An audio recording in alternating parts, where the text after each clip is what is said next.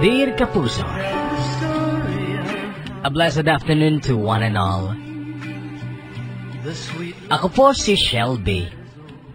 Mahigit 1 taon na rin po ako dito sa Cagayan at mula nung unang buwan ko dito ay nahumaling na ako sa inyong napakagandang programa. Noon pa lang ay ninais ko nang isulat din ang kwento ng buhay ko, ngunit hindi lamang ako nagkaroon ng pagkakataon dahil naging abala ako sa maraming bagay. Hindi lang sa pag-aayos ng aming bahay, kundi maging ang aming buhay. Pero bago ko narating ang estadong ito ng aking buhay at bago ako napadpad dito sa Cagayan, ay balikan muna natin ang isang pangyayari. Isang umaga noon, dumating ako sa office at nadatnan ko sa table ko ang isang bouquet of red roses. Si Teo kaagad ang naisip ko noon. Siya lang naman kasi ang lalaking baliw na baliw sa akin sa kumpanya. Pero kasunod nun ay ang pagsulpot din ni Robin mula sa pintuan. Nakatitig sa akin habang marahang lumapit. Nakatitig siya sa mga mata ko. Hanggang sa napansin kong may dinukot siya mula sa kanyang bulsa. Isang maliit na kahon. Agad kong nahulahang yun ay isang singsing. Binuksan niya ito at kinuha ang singsing. Kuminang ito sa aking mga mata pero wala akong salita kahit noong kunin niya ang palad ko at bago niya ilagay sa aking palad ang singsing, ay nagsalita si Robin. Ang sabi niya, "Kung mahal mo ko, kung gusto mo akong maging asawa, suot mo ang singsing na to. Pero kung ayaw mo, tapon mo na lang." Kung hindi ko sana nakita ang mukha ni Robin, lalo na ang kaseryosohan ng kanyang mga mata nung bitawan niya ang mga salitang yon, iisipin ko sanang siya ay nagbibiro lamang. Nabibiro ako ni Robin dahil isa siya sa mga close friends ko sa kumpanya. Mataas na ang posisyon ni Robin noon dahil 14 years na siya sa kumpanya. At noon ay dadalhin pa siya sa Taiwan upang magtrabaho sa headquarters namin doon. 39 years old na si Robin noon at ako naman ay 26. Sa edad niyang yon, dapat na talaga siyang mag-asawa. Pero hindi ako kasali sa mga taong nagtutulak sa kanya para mag-asawa na. Dahil kilala ko siya at nauunawaan ko siya. Dati na ako nabibiro ni Robin. Sabi niya noon, kung hindi pa raw ako magkaka-boyfriend bago ako mag-27, ay aasawahin niya na ako. Sige ba? Sagot ko naman, pero yun ay biro ko lang din. Dahil ako at ang mga close friend kong sina Angelo at Nina, kilala na namin ang totoong pagkatao ni Robin. Mayroon siyang itinatagong lihim. Ang lihim na yon ay si Nina ang nakadiskubre. Pero hindi ako nagulat nung ibulong sa amin ni Nina ang natuklasan niya tungkol kay Robin. Si Angelo nandiri bigla kay Robin. Si Nina naman natatawa. Pero ako ay naaawa. At sa totoo lang, pwede ko talagang patulan si Robin.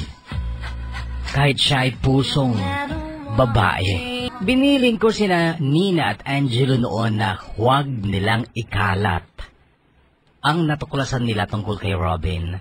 At lalong huwag nilang iparating kay Teo ang bagay na yon. Si Teo ay nakababatang kapatid ni Robin at katrabaho din namin si Teo, pero sa field siya naka-assign, sa sales. Hindi close ang magkapatid na Robin at Teo. Kahit na si Robin ang mismong nagpasok kay Teo sa trabaho. May lihim kami ni Teo. Nasampal ko siya noong anniversary ng kumpanya. Noong gabi ng party at nakainom siya, ay hinagkan niya ako matapos kaming magtalo. Ayaw ko lang machismis kaya hindi ko na ipinagsabi kahit sa mga close friends ko ang paghalik sa akin ni Teo. Sa totoo lang may dating sa akin ang halik na yon, lalo na nung humupa na ang galit ko sa kanya. Sa halik niyang yon parang nabuhay o may nabuhay na bahagi ng aking pagkatao. Hindi ko sinasabing kinilig ako sa halik na yon kasi alam kong never akong kikiligin sa ganon. Pero sa totoo lang may kung anong dating sa akin ng paglapat ng mga labi niya sa labi ko. Nagsimula ang inis ko kay Teo noong una ko siyang makita. Unang pagkakataong makita ko siya. Dumaan ako sa harap niya, binastos niya ako. Pinaswitan niya ako na parang aso. Well, sexy talaga ang office uniforms namin at hindi sa pagyayabang talagang maganda ang pangangatawan ko at mayroon din naman akong pinagyayabang na kagandahang pisikal. Pero mula nang paswitan ako ni Teo, minarkahan ko ang pagmumukha niya. Kapag kumakain kami sa kantin at nandun siya, iba ang tingin niya sa akin. Bagay na lalo kong kinaiinisan. Hindi gwapo si Teo. Maitim, mukhang tarantado. Matangkad lang kasi at maganda ang pangangatawan dahil na rin sa pagbubuhat ng mga delivery na siyang una niyang trabaho noon. Na-promote lang siya kaya naging sales supervisor after 4 years niya sa kumpanya. At noong anniversary party, kinailangan ko kasing lumabas ng venue upang sagutin ang tawag ni Mama. Hindi ko na malayang sinundan ako ni Teo at ang sabi niya mag-usap daw kami. Hindi ko siya sinagot. Bagkus ay tinalikuran ko siya at iiwan ko na lang sana pero bigla niyang kinabig ang braso ko. Hinila niya ako bigla. Tsaka niya ako siniil ng halik sa mga labi ko. Mga ilang segundo ang halik na yon pero nagpumiglas ako tsaka ako siya ubus lakas na sinampal. Pagbalik ko kina Angelo, napansin nilang galit ako pero hindi ko sinabi sa kanila ang dahilan. Pero kinagabihan at wala na ang galit ko kay Teo. Parang nalalasap ko pa sa mga labi ko ang labi niyang medyo makapal at malambot. Naisip kong paraan yun ni Teo upang kunin ang loob ko. Ganon kasi ang diskarte ng mga lalaking tarantado. At hindi naman ako magsisinungaling dahil sa totoo lang parang nagustuhan ko nga ang halik na yun ni Teo. Parang may kung anong sarap sa pandama. Pero tila lubos na tumututol naman ang isip ko. Noong sumunod na araw, biglang may nag-text sa akin. Bagong number. Ngunit alam kong si Teo yon dahil sa lamahan ng kanyang message. I'm sure, mismo lang halik ko. Ganito ang message niya, na pinili kong huwag replyan. Pero sinave ko ang number niya. Kinagabihan tumatawag si Teo pero kinakancel ko. Nag-text siya at ang sabi niya, napaparaning na ako sa iyo, Shelby. Ikaw pa lang ang babaeng minahal ko ng ganito. Lahat gagawin ko, mapunta ka lang sa akin. Hindi ko pa rin nireplyan si Teo, ngunit ilang beses pa rin siyang nag-try na tumawag, pero pinatay ko na lang ang cellphone ko. 26 years old ako noon at 2 beses na akong nagka-boyfriend pero nasira lang ang gana at tiwala ko sa kanila. Dahil sa una, akala ko totoong pag-ibig ang nararamdaman nila. Nariyan yung pangakong walang iwanan, magmamahalan hanggang wakas. Pero tumitigil ang pag-ibig nila kapag hindi nila nakuha ang gusto nila, ang katawan ko. Ayoko kasing ibigay ang aking katawan dahil naniniwala akong kasalanan ang premarital sex. Isa lang ito sa maraming kasalanan na dapat kong iwasan dahil ako, pati ang 4 ko pang mga kapatid ay pinalaking busog sa mga salita ng Diyos. Born again ang relihiyong kinamulatan namin at si Mama ay sobrang makadiyos. Ang gusto ni Mama ay hindi lang kami dito sa lupa magsasama-samang buong pamilya, kundi higit sa lahat, dapat kaming lahat ay magkakasama pa rin sa susunod na buhay sa langit. Dahil yon ang buhay na walang hanggan. Kaya hindi kami natutong gumawa ng masama, maliit man o malaki. Ang ipagkaloob ng isang babae ang kanyang sarili sa isang lalaki nang hindi pa nakakasal ay isang kasalanan. Kaya't hindi ako nagpaubaya sa mga 2 naunang boyfriends ko dahil doon ay iniwan nila ako. Pero okay lang sa akin. Masasabi kong hindi ako gaanong nasaktan. Talagang okay lang. 4 na taon akong hindi nakipagrelasyon ulit. Kaya't noong bigla akong hagkan ni Teo na hindi ko naman boyfriend, pakiramdam ko nagising ang kaluluwa ko, pero alam kong kagaya rin lang si Teo ng mga naunang boyfriends ko. Kaya dapat lang na iwasan ko rin si Teo. Iniwasan ko nga si Teo, ngunit naging makulit siya sa text. Ang style niya, magbi-miss call muna bago mag-text. Nakaka-touch na nga ang mga message ni Teo noon. Kung ibang babae lang siguro ang tinitext niya ng ganon, nahulog na sa kanya. Mahal na mahal daw niya ako. Kahit hindi ko raw siya pinapansin, iisa lang daw ang babaeng sobra niyang minamahal. Ako lang. At umaasa daw siyang isang araw ay re-replyan ko din siya o sasagutin ka rin ang tawag niya. Kaya nga nung umagang yon na may nadatnan akong napakagandang bouquet ng red roses sa table ko sa office, si Teo kaagad ang pumasok sa isipan ko. Pero mali ako dahil ang kuya niyang si Robin pala ang nagbigay ng bouquet na yon. At binigyan pa ako ng singsing matapos niyang sabihin ang mga salitang ito. Kung mahal mo ko, kung gusto mo akong maging asawa, suot mo ang singsing na to. Pero kung ayaw mo, tapon mo na lang. At matapos ilapag ni Robin ang singsing sa palad ko ay umalis na siya. Hindi niya na hinintay ang sasabihin ko kasi ang totoo, wala akong alam sabihin noon. Ang totoo, na-shock ako at bahagyang nalito. Noon, gusto ko tuloy kalimutan ang duda naming magkakaibigan na si Robin ay isang lalaking pusong babae. Hindi mo gaanong mapapansin yun sa kilos at salita ni Robin.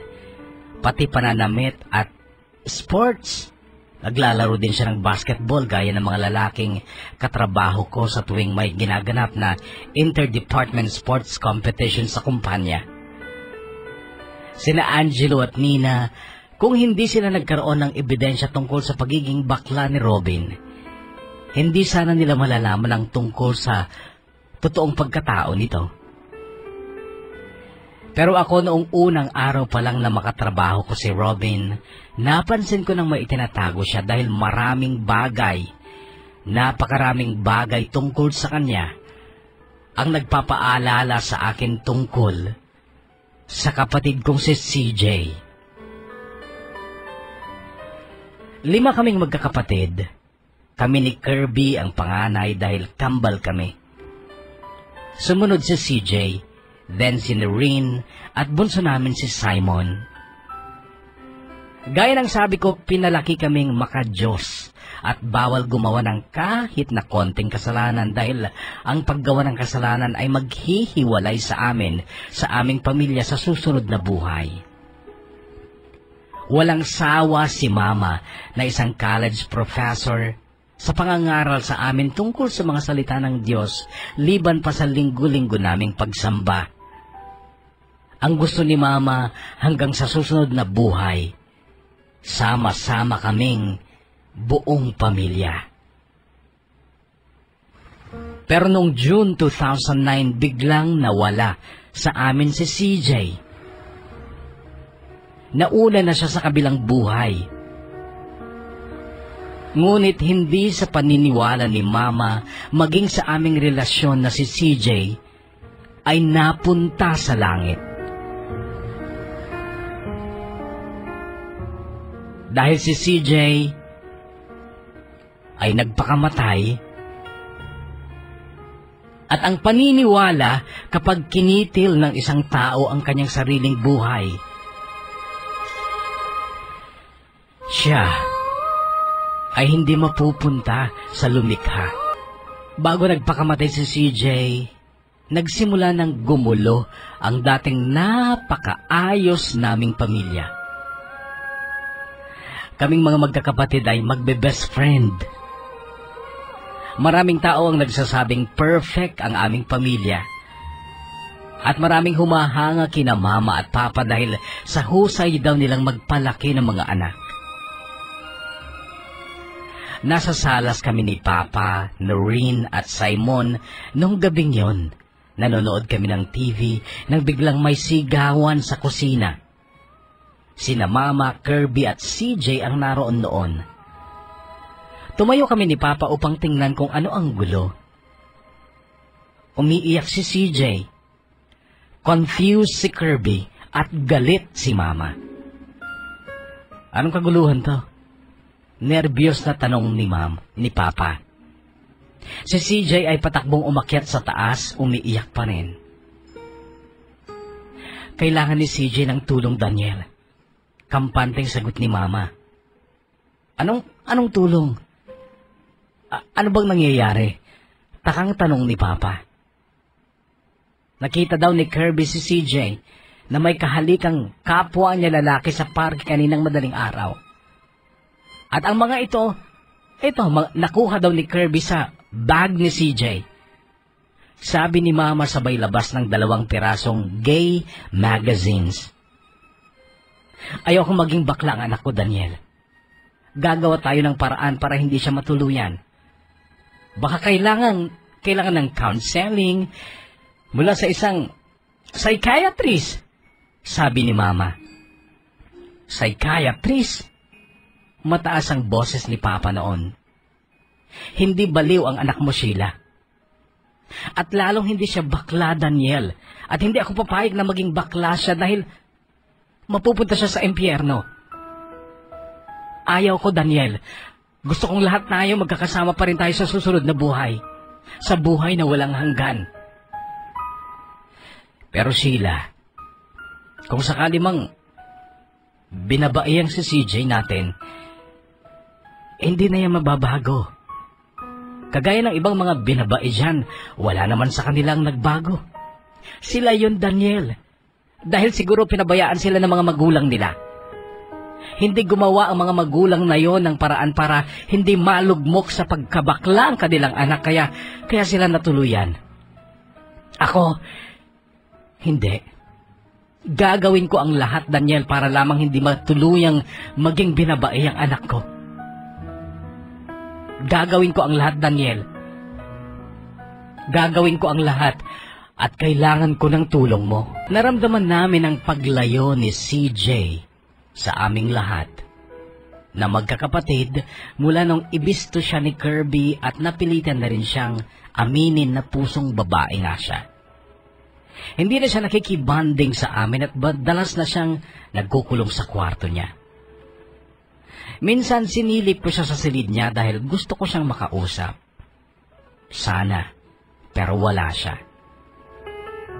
Doon ay kapansin-pansin na ang dating maayos niyang kwarto ay magulo na At pinalitan na rin niya ang kulay dark purple niyang kurtina. Pinalitan niya ito ng black na may accent na gray. Napansin ko rin ang mga Bible verses na nakasulat sa papel at nakadikit sa halos lahat ng bahagi ng kwarto ni CJ. Alam kong gawa yun ni Mama. At napanood ko na ang mga ganong eksena sa isang pelikula. Kaya lang masyadong malungkot ang pelikulang yun at ayaw kong sapitin ng kapatid ko ang sinapit ng bidang lalaki. Hindi ko alam kung napanood din ni CJ ang palabas na yun at ginaya niya ito. Magkaiba nga lang sila ng paraan. Yung bida sa pelikula ay lumundag sa overpass. Si CJ naman, nagbigti. May takot sa dibdib ko noon habang nakikialam ako sa pag-aayos ng mga kalat ni CJ sa kwarto niya nang bigla siyang dumating. "Excuse me ate, kailangan ko matulog. Puyat ako," sabi niya. Ang ibig sabihin nun ay kailangan ko nang lumabas sa kwarto niya. Tinitigan ko siya noon. "Please ate, at salamat sa pag-aayos mo sa kwarto ko," sabi niya tsaka nahiga at nagtalukbong. "CJ, nandito lang ako kapag kailangan mo ako," sabi ko tsaka ako lumabas. Sa baba nadatnan ko si Mama at Papa nagtatalo na naman. Ayaw ni Papa na ipagamot si CJ dahil naniniwala si Papa na walang sakit sa isip si CJ. Pero si Mama naman ay naniniwalang environmental influence daw ang pagiging bakla. Ipapadala ko si CJ sa Davao, kay Kuya Oscar. Biglang sabi ni Mama. Si Tito Oscar ay dating sundalo. May 9 na anak na puro lalaki. At nabubuhay sila sa pagbubukid at kopra sa Mindanao. Pero mataas ang boses ni Papa sa kanyang agarang sagot kay Mama. "Hindi mo gagawin yan, Sheila. Hindi mo ilalayo sa akin ang anak ko." Nakapagdesisyon na ako, Daniel. Sigurado akong gagaling si CJ sa poder ni Kuya. Noon Kapuso ay bigla na lang akong napaluha. Dahil sa nangyayari sa aming pamilya. Parang kailan lang kasi dati masaya kami. Dati purong ngiti at tawa ang makikita mo sa mukha ng bawat isa. Pero mula nung mabisto si CJ, nagbago na. Watak-watak na kami.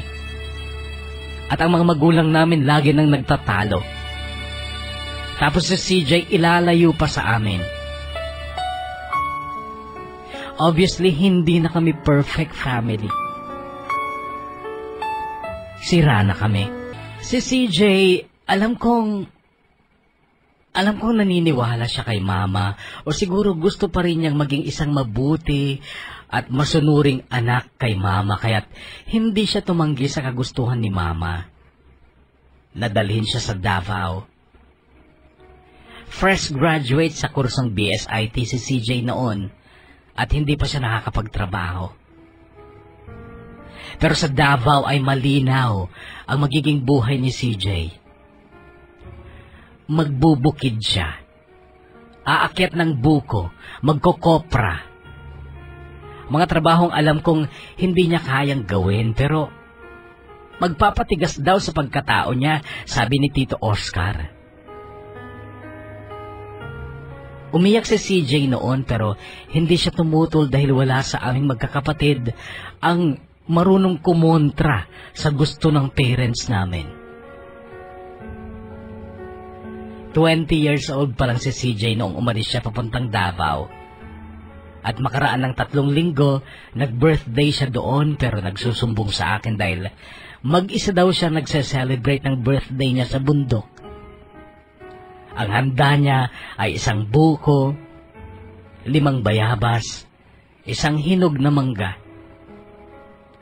Hindi raw alam ni na Tito Oscar na birthday niya at wala naman siyang balak ipagsabi.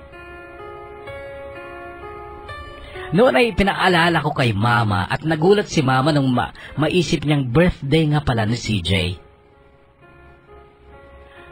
Nakalimutan mo ba? O kinalimutan mo talaga? Mapang-usig na tanong ni Papa noon. Agad namang sumagot si Mama. Daniel, mahal ko si CJ. Anak ko yon. Kaya huwag na huwag kang magsasalita na parang gusto mong palabasin walang halaga sa akin ang anak ko. Madiing sagot ni Mama pero padabog na tumayo si Papa. Pero bago siya makalayo ay nakita kong may umagos na luha sa mata ni Papa.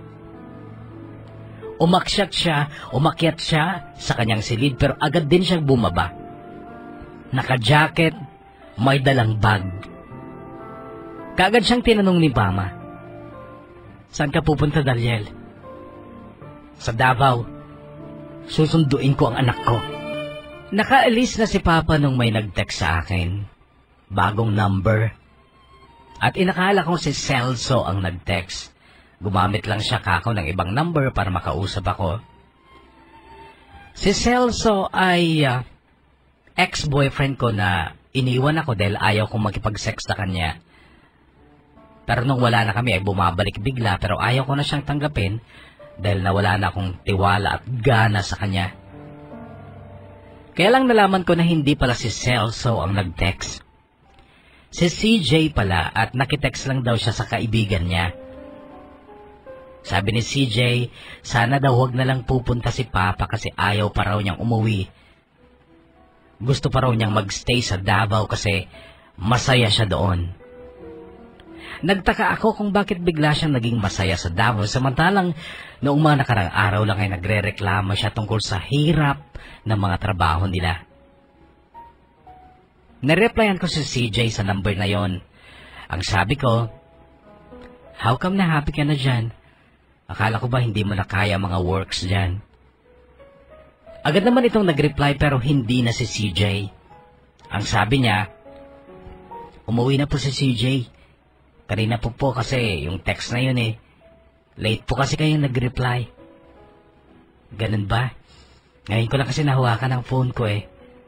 Ano palang name mo? Friend ka ba ni CJ?" Tanong ko. "Gabriel po ang name ko." "Opo, friend po ako ni CJ." "I see. So siguro alam mo ang reason kung bakit masaya na si CJ dyan at ayaw niya nang umuwi dito." Sabi po niya, dahil daw po sa akin eh. Ewan ko lang po kung totoo. Ganito ang reply ni Gabriel. Siyempre nahulaan ko na kung ano yun pero hindi rin ako sigurado kung tama na maging masaya ako para kay CJ dahil lang sa nakatagpo siya ng lalaking nagpapasaya na sa kanya. Gabriel, huwag ka sanang magagalit sa itatanong ko. May relasyon ba kayo ni CJ? Wala. Ganito ang reply niya. Bakit sumasaya ang kapatid ko dahil sa'yo? Tanong ko. At naghintay ako ng reply niya pero hindi na ito nag-reply. Kahit nakailang text pa ako sa kanya. Naisip ko siguro na offend na siya sa mga tanong ko. After 2 weeks, bumalik na si Papa. Mag-isa niya dahil ayaw nga daw talagang sumama sa kanya ni CJ. Kaya lang after 2 weeks pa, isang masamang balita ang itinawag ni Tito Oscar. Nagbigti daw si CJ sa puno. Hindi kasing lakas ng iyak ni Papa ang iyak ni Mama. Tahimik si Mama kung lumuha. Si Kirby nagwawala. Sinisisi niya ang sarili niya kung bakit nagpakamatay si CJ. Kung hindi raw sana niya isinumbong si CJ kay Mama noon, hindi sana nalaman ni Mama na bading ang kapatid namin at hindi sana siya pinadala sa Davao. Hinihintay kong sisihin ni Papa si Mama. Dahil kung tutuusin si Mama ang may kasalanan ng lahat. Hinihintay kong awayin ni Papa si Mama, pero nanahimik si Papa at humanga ako sa kanya. Gabi-gabi nung lamay ay may mga pastor na dumarating, nagdadasal, nagpipreach. Hindi raw makakamta ni CJ ang buhay na pangako sa paraiso. Paraiso. Naalala ko si Gabriel. Nag-text siya noong unang gabi ng lamay ni CJ sa bahay. Nag-condolence siya at nanghingi ng tawad. Kasalanan daw ni Gabriel kung bakit nagpakamatay si CJ dahil nakipag-break daw siya kay CJ kasi mag-aasawa na siya ng totoong babae. Yun daw ang nanakit ng sobra sa kalooban ni CJ. Kay Kirby ko lang sinabi ang tungkol sa text na yon para medyo gumaan ang loob ng kakambal ko kasi nakukonsensya siya noon sa pagkawala ni CJ. Ako bilang panganay ay marami akong saloobin, ngunit mabuti pa rin akong anak at alam kong kasalanan ang pangunahan o sumbatan ng mga magulang ko.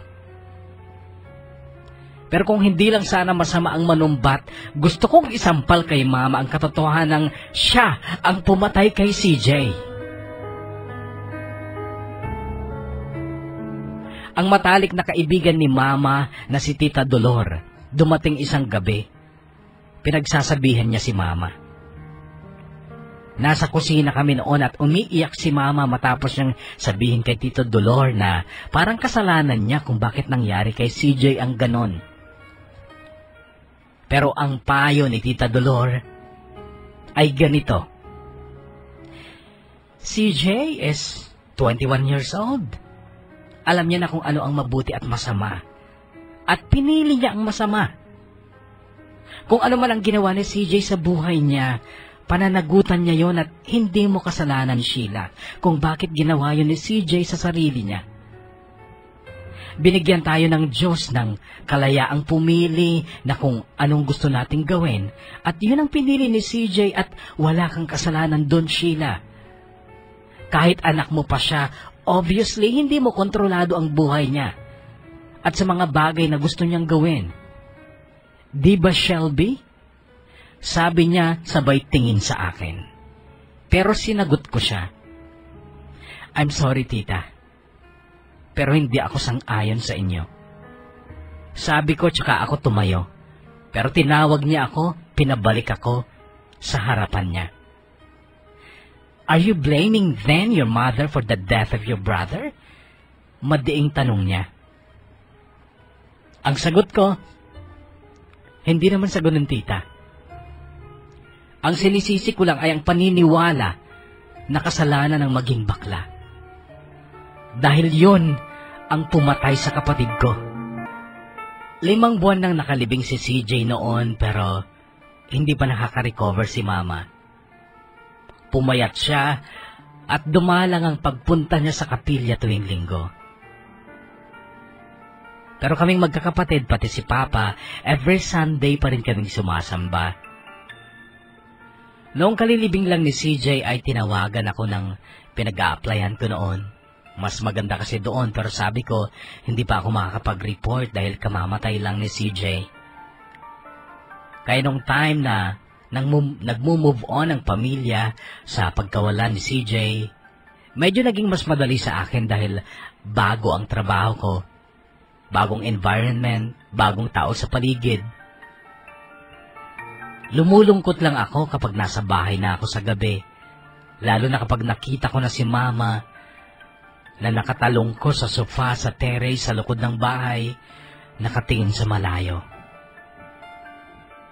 Noong gabi, bago ang birthday ni Mama, nakita kong nag-uusap sila ni Papa sa terrace sa likod ng bahay. Hawak ni Papa ang kamay ni Mama samantalang si Mama nakatingin lang sa malayo. Nung iwan siya ni Papa, ako naman ang lumapit kay Mama. Umupo ako sa inupuan ni Papa na nakaharap sa kanya. Tiningnan ako ni Mama. At ang luha niya kaagad nang nakita kong umagos sabay bigkas ng mga salitang, I'm sorry, anak. Ma, what's wrong? I'm sorry. Dahil nawalan ka ng kapatid dahil sa akin. Ma, kailangan na nating mag-move on. Hindi lang sa atin ang nangyari. Hindi lang sa atin nangyari ang ganito. Napatitig si Mama sa akin. Ibig mo bang sabihin, Shelby?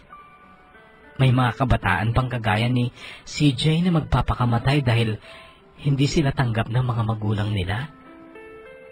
Ma, tama na. Hindi, Shelby. Hindi. Ngayon ko naiisip ang pagkakamali ko. Ngayon ko naiisip na hindi ginusto ni CJ ay maging ganun. Hindi niya ito kasalanan. Dahil naisip ko na noon pa lang nasa sinapupunan ko siya ay ganun na ang kanyang pagkatao. Natakot lang siyang ilabas ang totoong kulay niya dahil alam niyang kasalanan ng maging ganun. Nasasaktan ako at nagsisisi, Shelby, sa naging buhay ng kapatid mo. Wala akong ginusto kundi maging close tayong lahat. Pero ang kapatid mo, itinago niya sa atin ang totoong siya. Naging estranghero siya sa sarili niyang pamamahay. Hindi siya nagkaroon ng pagkakataong maging maligaya bilang siya. Dahil ako mismo na ina niya, ay hindi ko siya tinanggap. Kaya kasalanan ko, Shelby. Kasalanan ko. Unang pagkakataong makapasok ako sa office ni Robin, nung baguhan pa lang ako sa kumpanya, kaagad kong napansin ang kulay dark purple na naglalakihang kortina. Kaagad ko naalala si CJ. Pati ang ayos ng buong office. Napakasinop. Naitanong ko sa sekretary niya kung sino ang nagde-decide sa decorations ng office. Sabi niya si Sir Robin. Noon pala ay naramdaman ko ng maaaring magkatulad si CJ at Robin. Lalo na't 39 years old na noon si Robin pero single pa rin. Formal na tao si Robin kapag nasa office kami. Pero kapag nasa labas, pag outing or kapag gumigimik kami, masayahin siyang tao. Napapansin ko rin noon pa lang kapag nasa bar kami, iba siyang tumingin sa mga cute guys. Pero ang observation ko ay sinasarili ko lang dahil ayaw kong ipahamak siya. Kagaya ng kung paano napahamak ang kapatid ko nang mabunyag ang kanyang sekretong pagkatao.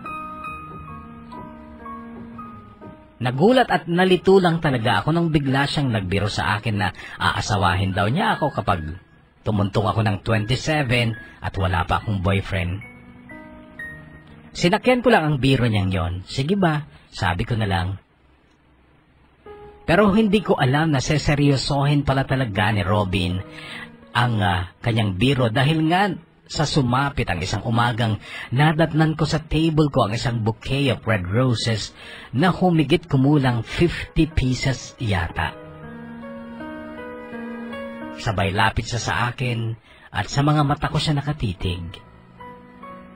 Inilabas niya mula sa kanyang bulsa ang singsing sabay kuha sa kamay ko at bago niya ilagay sa palad ko ang singsing na yon, ay binigkas niya ang mga salitang ito. Kung mahal mo ko, kung gusto mo akong maging asawa, suot mo ang singsing na to. Pero kung ayaw mo, tapon mo na lang. Noong bago umalis si Robin papuntang Taiwan, ay niyaya niya akong mag-early dinner kami after office. Kami lang daw dalawa. Pinagbigyan ko siya dahil sa totoo lang mayroon din akong gustong sabihin sa kanya. At nung nasa restaurant na kami, wala pa sa daliri mo ang singsing, sabi niya. Sir Robin, pabigla-bigla ka kasi. Ganito ang sagot ko. Next month, Shelby, 40 na ako. Kailangan ko magmadali. Isa pa, papunta ako ng Taiwan. Gusto ko sana pagbalik ko dito, may pakakasalan na ako. Pinakiramdaman ko siya noon. Parang gusto ko siyang tapatin na alam ko na ang tungkol sa pagkatao niya. Pero parang nag-alinlangan naman ako. 2 years siguro ako doon, Shelby. Pero sana pagbalik ko, nasa daliri mo na ang singsing.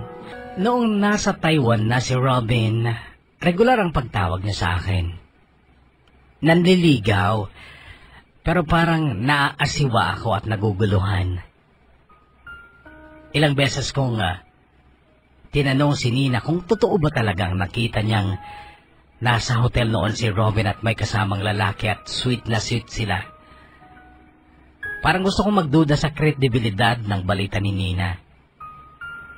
Kaya lang ako kasi ay may sarili ding observation kay Robin. Kaya lang baka kasi mali din ako. Seryoso kasi si Robin sa panliligaw niya.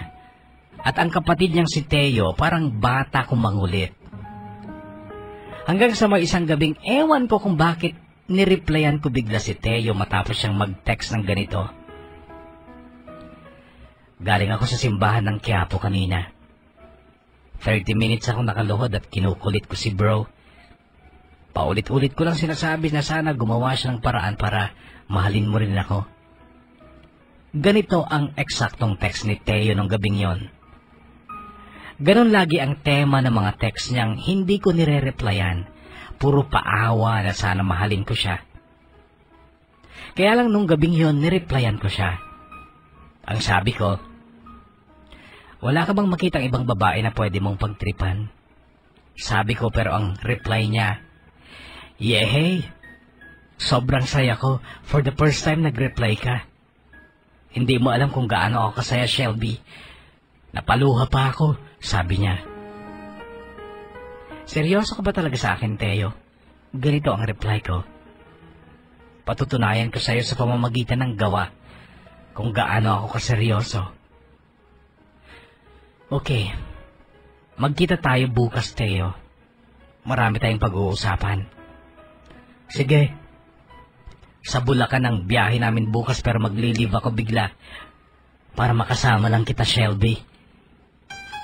Mahal na mahal kita. At kahit pa siguro mawalan ako ng trabaho, ayos lang sa akin dahil alam ni bro na umiikot lang ang mundo ko. Dahil sa'yo, Shelby. 3 yellow roses ang ibinigay sa akin ni Teo nung dumating ako sa restaurant kung saan siya naghintay sa akin. Magandang ambience sa nasabing restaurant. Jazz ang tumutugtog pero mahina lang. Gumawa po si Teo sa suot niyang long sleeves at parang nagkaroon ng karisma sa akin ang mangiti niya. Hindi talaga siya gwapo pero may dating dahil sa moreno niyang kulay at matikas niyang pangangatawan. Pagkatapos naming mag-order ay nagpasalamat siya. Akala ko talaga hindi ka na darating. Salamat, Shelby. Masayang masaya ako. Parang panaginip nga lang na kasama kita ngayon eh. Teo, magtapat ka nga sa akin. Kayo ni Robin. Pinagtitripan niyo ba ako? Seryosong tanong ko. Halatang nagulat siya. Anong ibig mong sabihin, Shelby? Nanliligaw din sa akin si Robin. Diretsang sagot ko. Napangiti siya sandali, pero umiling-iling tsaka nagsalita. Hindi ko alam yan, Shelby. Pero ang malas ko naman, bakit naman ikaw pang napiling gamitin ni Kuya? Gamitin? Shelby, hindi kami close ni Kuya Robin pero kahit ganon, kapatid ko pa rin siya at utang ko sa kanya kung bakit ako nagtatrabaho sa kumpanya natin. At dahil doon ay nakilala kita, Pero sa tingin ko, hindi ka dapat mapunta sa kanya. Hindi sa sinisiraan ko siya, pero alam kong gagamitin ka lang niya para makuha niya ang mana niya. Mana? Anong mana? Mayroon kasing pamana ang lolo namin para sa lahat ng apo na lalaki. Lupa. Sa amin, sa Cagayan. Pero makukuha lang namin yan kapag may asawa na kami. Aanin naman ni Robin ang lupa, Teo. Ibebenta niya. Milyon din ang halaga nun. Pero ulitin ko lang, Shelby, hindi ko sinisiraan si Kuya. Yun lang kasi ang nakita kong dahilan kung bakit gusto niyang mag-asawa. Noon pang college siya, sinasabi niya nang ayaw niyang mag-asawa. Tapos nung magpamana bigla yung lolo namin sa Cagayan ng lupa, biglang nagbago ang isip niya. Ngayon ikaw pa ang liligawan niya. Teo, ano pa ba ang alam mo tungkol kay Robin? Anong ibig mo sabihin? Tungkol sa pagkatao niya? Bahagyang napangiti si Teo. May chismis na bading si Kuya pero wala naman kaming pruweba. Hindi namin siya nakakasama. Mula nang graduate siya ng high school, nagpunta na siya dito sa Maynila. Nag-self-supporting at madalang siyang umuwi sa amin sa Cagayan. Kaya wala akong alam tungkol sa kanya. Kung totoo nga o hindi na ganun siya. Dito siya sa Pasay. Sa Pasig ako, kaya wala akong maibubuko tungkol sa pagkatao niya kasi wala talaga akong ebidensya. Kahit kasi pareho kaming nandito sa Maynila, hindi naman kami magkasama sa bahay. Noon ay natahimik ako sa kwento ni Teo. Biglang nagbago ang ekspresyon niya na parang may takot na sa mga mata niya at nagsalita siya. Shelby, makinig ka sa akin. Nagmamakaawa ako sa iyo, Shelby. Hayaan mo na lang na maghanap si Kuya ng ibang babaeng gagamitin niya. Huwag ikaw. Hindi dapat ikaw, Shelby. Dahil alam ng Diyos, mahal na mahal kita. Sa restaurant pa rin, noong matapos kaming kumain ni Teo, ay tinanong ko siya. Teo, paano mo buburahin sa isipan ko na maaaring gagamitin mo rin lang ako para makuha mo ang mana mo? Mabilis ang naging sagot niya sa akin. Kahit wala akong mana, Shelby, ang maging akin ka ay higit pa sa kahit na anong mana.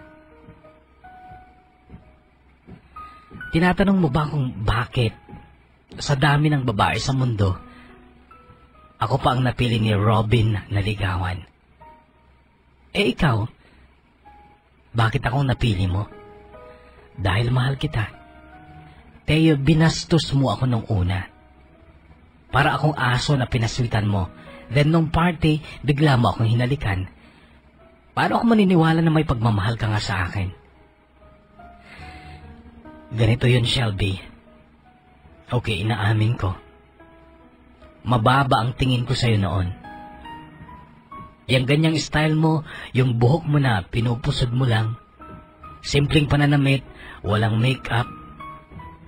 Simpleng kumilos, lahat yun kagaya ng ex-girlfriend ko na akala ko magiging asawa ko na. Pero sa likod pala ng kasimplihan niya, may tinatago pala siyang landi. Iniwan niya ako at sumama siya sa iba. Ang tagal kong dinibdib yun. At tuwing nakikita kita, naaalala ko siya. Pero mula nung halikan kita at ni hindi ka gumawa ng anumang bagay para magantihan ako. Yung pagtatext ko sa'yo na hindi ka nagre-reply, noon kita laging naiisip. Nag-imbestiga ako tungkol sa'yo at nalaman kong Ibang klaseng babae ka pala.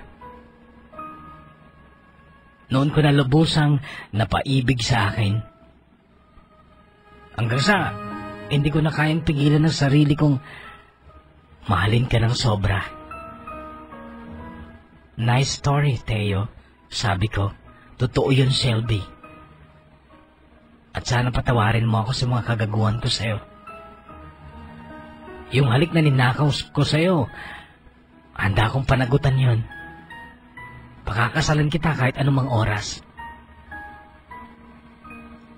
Ilang taon ka na, Teo? 26.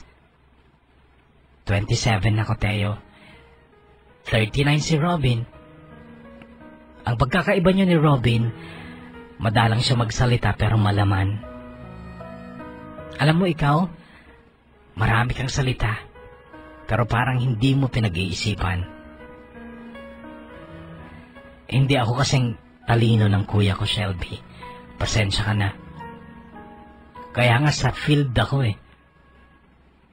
4 na taon akong naging kargador kahit graduate ako ng business ad. Tsaka lang ako na-promote after 4 years at alam kong dahil yun sa hindi ako matalino. Pero ang pagkakaiba namin ni Kuya Robin, kung anong nasa puso ko, yun ang sinasabi ko. At yung sinasabi kong mahal kita, yun ay dahil sa ganon ang sabi ng puso ko. Iyon ang naging simula ng maayos naming pagkakaibigan ni Teo. Naniniwala akong tunay niya akong mahal at may pitak na rin siya sa puso ko kahit papano, pero hindi ko sinabi sa kanya ang totoo. Gusto ko ring paniwalaan ang idinudulog na pag-ibig ng kapatid niyang si Robin. Kung sa itsura, kahit na mas matanda si Robin, ay malayo na mas gwapo talaga siya kaysa kay Teo. Maputi at makinis si Robin. Maganda rin ang pangangatawan. Matalino at may magandang posisyon sa kumpanya, lalo na't siya ay isa pa sa pinadala sa Taiwan upang tumulong sa pangangasiwa sa headquarters namin doon. Mas maganda ang magiging buhay ko kung si Robin ang pipiliin ko, at higit sa lahat, mabibigyan ko ng kahulugan ang buhay niya at hindi siya magagaya sa kapatid kong si CJ na nagwakas ang buhay nang wala man lang kinahantungang maganda. Pinili kong ilihim kay Robin ang panliligaw ng kapatid niya, ngunit hindi ko rin napatagal ang lihim na yon. Nung may 1 taon na si Robin sa Taiwan ay bakasyon. Nalula ako sa dami ng pasalubong niya sa akin, ngunit napansin kong tiningnan niya ang daliri ko. Hinintay kong tanungin niya kung bakit hindi ko pa rin suot ang singsing na bigay niya. Pero hindi siya nagsalita. Ako ang nagsalita. Robin, bakit mo ako gusto? Nakatitig ako sa mga mata niya nung tanungin ko siya. Hindi siya makatingin nung una pero maganda ang naging sagot niya. Ang tunay na pagmamahal, Shelby, hindi naghahanap ng paliwanag dahil kapag naramdaman ng isang tao ang pag-ibig, hindi ito nagtatanong kung bakit, kung paano. Robin, anong maidudulot ko sa buhay mo? Mabilis din ang kanyang naging sagot. Ligaya at saya, Shelby. Ikaw ang magiging ina ng magiging anak natin at mamahalin ko kayo sa abot ng aking makakaya. Ano pa, Robin? Shelby, sapat na yon. Sapat na yung maligaya ako. Wala na akong mahihiling pa. At nangangako ako na lahat ay ibibigay ko sa'yo. Lahat ng kaya kong ibigay para lang mapaligaya kita. Ikaw lang ang alam kong makakapagbigay ng halaga sa buhay ko, Shelby. Kaya nagmamakaawa ako. Isuot mo na ang singsing. Magpakasal na tayo. Nakita ko ang muntikang pagbalong ng luha sa mata ni Robin noon. Naantig ang puso ko lalo na sa salitang ako lang daw ang makakapagbigay ng halaga sa buhay niya. Ganon ba ako kahalaga sa mundong ito, na may isang tao palang magkakaroon ng halaga ang buhay dahil sa akin? Bago bumalik ng Taiwan si Robin ay magkasama kami sa isang restaurant. Dapat ay magkikita din kami ni Teo nung araw na yon, pero kinancel ko ang usapan namin ni Teo. At alam ni Teo na ang kapatid niya ang katagpo ko. Alam kong nasaktan si Teo pero nagbitaw siya ng salita. Huwag kang magkakamaling piliin si Kuya Shelby. Pagsisisihan mo yan. Hindi ko siya nireplyan dahil nung gabing yon ay gusto kong makausap ng masinsinan si Robin. Gusto ko talaga siyang paaminin. Dinala ka noon ang singsing at inilipag ko ito sa ibabaw ng mesa sa restaurant kung saan kami magkaharap na nakaupo. Napatitig si Robin sa akin noon. Naghihintay ng sasabihin ko. Robin, dapat mong malaman na nandiligaw din sa akin ang kapatid mo. Dati ko nang alam yan, Shelby. Matagal na. Nagtaka ako sa sagot na ito ni Robin. Kanino mo nalaman? Shelby, may tenga ang lupa, may pakpak ang balita. Bakit, Shelby? Balak mo bang isikreto sa akin ang panliligaw ng kapatid ko sa'yo? Remember, walang sikretong hindi nabubunyag? Nakangiting sabi niya. Tama ka, Robin. Walang sekretong hindi nabubunyag. As a matter of fact, pati ang sekreto mo, nabunyag na rin. Nakita kong kung paano nagitla si Robin sa sinabi ko. Ako, may sekreto? Anong sekreto naman yon? Robin, ang singsing na to, gustuhin ko mang isuot ay nagdadalawang isip ako dahil hindi ko lubos na kilala ang pagkatao na nagbigay nito sa akin. Gusto kong umamin ka sa akin, Robin, tungkol sa pagkatao mo. Sandali siya nag-isip bago nagsalita. Okay, Shelby. Ayoko lang kasing manatiling ganito habang buhay. Gusto kong magkaroon ng pamilya, sarili kong pamilya dahil ayaw kong tumanda mag-isa. Sa totoo, Robin, bakla ka. Nagbago na ako, Shelby, at kailangan kita sa buhay ko. Please, marami na akong pangarap na kasama ka. I will do everything to make you happy. I promise you that. Robin, si Teo walang ganyang pangako sa akin. Pero alam mo bang kung puso ko ang susundin ko? Si Teo ang pipiliin ko. Huwag, Shelby, please.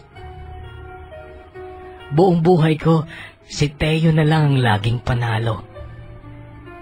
Silang mga kapatid ko lang nakaranas ng pagmamahal mula sa tatay namin.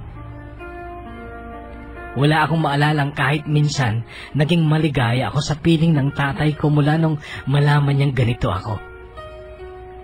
Pinilit niya akong magbago. Pero hindi ko kinaya, kaya naglayas ako.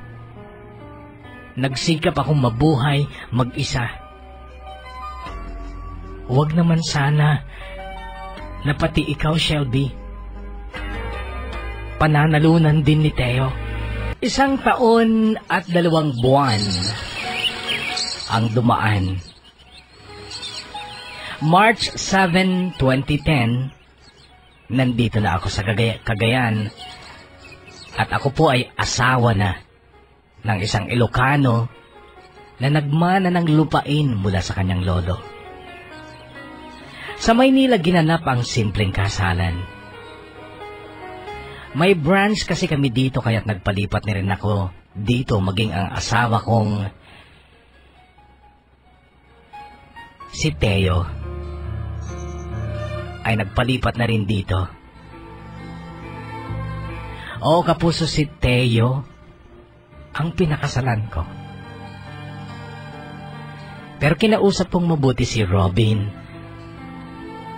Ang sabi ko,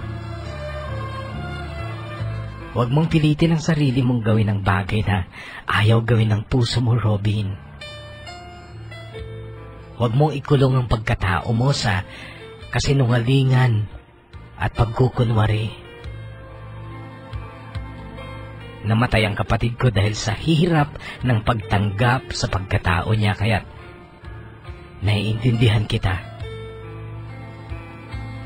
Pero kung kaya gusto mong mag-asawa dahil natatakot kang tumanda mag-isa, walang mag-aalaga sa'yo pagtanda mo, huwag kang mag-alala dahil ako ang bahala sa'yo. Kami ni Teo at ang mga magiging anak namin. Kami ang mag-aalaga sa'yo. Ilabas mo ang totoong ikaw. Napakaiksi lang ng buhay, Robin. Kaya dapat i-enjoy mo. Sobra ang pag-iyak ni Robin noon habang magkayakap kami. Kinausap ko rin si Teo.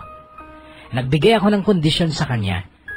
Sinabi kong ayaw kong mapasali sa isang pamilyang wasak at hindi nagkakaintindihan. Inutusan ko siyang tanggapin niya ang kuya niya at igalang ang totoong pagkatao ni Robin. Madali ko lang napasang-ayon si Teo, pero nung nandito na ako, nahirapan ako kay Tatay Mario, ang ama ni na Teo at Robin. Matigas ang matanda. Ayaw niyang tanggapin si Robin. Mas mabuti na lang daw na itago ni Robin ang totoong pagkatao niya at huwag na siyang uuwi dito dahil nakakahiya daw sa ibang tao. Ginawa ko lahat ng makakaya ko para maibukas ko ang puso ni Tatay Mario para kay Robin, pero nabigo ako. Wala daw siyang anak na binabae. Kahit daw mamatay siya, hindi pa rin daw niya matatanggap si Robin. Nasaktan ako ng sobra sa sinabing ito ni Tatay Mario, kaya ang sabi ko sa kanya, okay lang po. Napatawad naman na kayo ni Robin sa katigasan ng puso niyo eh. Pag namatay kayo, siguradong uuwi si Robin dito at iiyak siya para sa inyo. At sa mata po ng Diyos, alam niya kung sinong mali sa inyo. Ang amang mapagmatigas o ang anak na nagsusumamo ng pagtanggap mula sa kanyang ama. Iniwan ko si Tatay Mario na nakatulala noon. Pero hindi pa rin siya nagbago. Hindi pa rin nagbago ang damdamin niya para kay Robin. At sa totoo lang nahihirapan akong mahalin si Tatay Mario bilang aking pangalawang ama dahil sa tigas ng puso niya. Ramdam ko yung katotohanan kapag hindi niya tanggap ang anak niyang si Robin, mas lalo na hindi niya ako matatanggap. Kapuso, 7 months na ang tiyan ko para sa first ever baby namin ni Teo. Si Teo ang pangatlo kong boyfriend. Una si Paulo, pangalawa si Celso, at yun nga pangatlo si Teo. 3 lalaki ang nakarelasyon ko pero aaminin ko sa inyo. Wala ni isa sa kanila ang nakapagparamdam sa akin nung tinatawag na kilig. Nakipagrelasyon ako sa kanila dahil gusto kong maging normal na babae. Umasa ako na makakaramdam ako ng pag-ibig, pero sa totoo lang, kahit asawa ko na si Teo ngayon, hindi ko pa rin tiyak kung may nararamdaman nga akong pag-ibig para sa kanya. Pagpapahalaga, yun ang dahilan kung bakit ko siya asawa. Pero kung susundin ko ang totoong sigaw ng puso ko, babae ang gusto ko. Si Angelo na kaibigan at katrabaho ko sa Maynila. Nakaramdam ako ng pag-ibig para sa kanya pero itinago ko lang. Pinatay ko lang ang damdaming yon. Babae ako pero sa babae din ako nagkakagusto. Kaya lang duwag kasi ako. Hindi ako kasing tapang ng kapatid kong si CJ. Takot akong masaktan sa pag-ibig na alam kong hindi ukol. Takot akong mapunta sa impyerno kung totoo mang dun napupunta ang mga bakla at lesbiana na kagaya ko.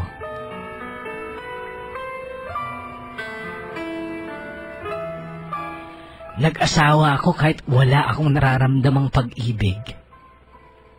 Mabuti akong asawa kay Teo. Inaalagaan ko siya, pinagsisilbihan, pinapahalagahan. Ngunit hindi ko maramdaman ng kilig dahil pusong lalaki ako.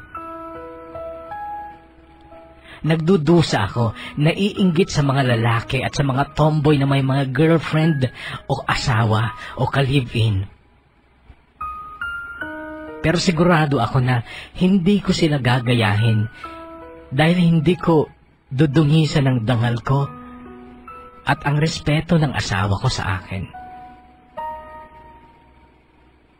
At higit sa lahat dahil duwag ako. Takot ako. Gayon pa man naniniwala pa rin ako sa himala hanggang ngayon. Naniniwala ako sa himala. Mula sa Diyos. Kaya't hindi ako tumitigil sa pagdarasal na sana isang araw, paggising ko, normal na ang puso ko. Sana darating ang araw na yayakapin at hahagkan ko si Teo dahil yun ang sabi ng puso ko at hindi dahil utos lang yun ng isip ko dahil responsibilidad kong hagkan at iyakapin siya. Nabibiri ko si Teo kung minsan. Sinasabi kong tomboy ako pero hindi siya naniniwala. Wala naman akong makitang dahilan kung bakit dapat ko pang ipagduldulan sa kanya ang totoo dahil hindi naman pala siya naniniwala kasi nga napakabuting asawa naman ako sa kanya. Ang kasalanan ko lang, dinadaya ko kasi ang sarili ko, ang sarili kong damdamin.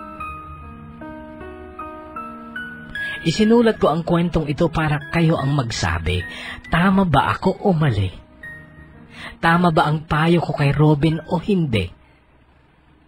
Tama bang mag-asawa ako kahit wala akong tunay na pag-ibig sa asawa ko dahil lang sa gusto kong ilagay ang aking kaluluwa sa tama? Kahit alam kong nagdurusa ang puso ko, naiinggit ako sa iba. Kayo na po ang bahala. Pero kung tatanungin ako kung masaya ako sa buhay ko ngayon, oo, masaya naman kasi magkaka-baby na ako. Pero kung ang estado ng puso ko ang tatanungin nyo, may puso bang masaya kung hindi naman ito nakakadama ng pag-ibig?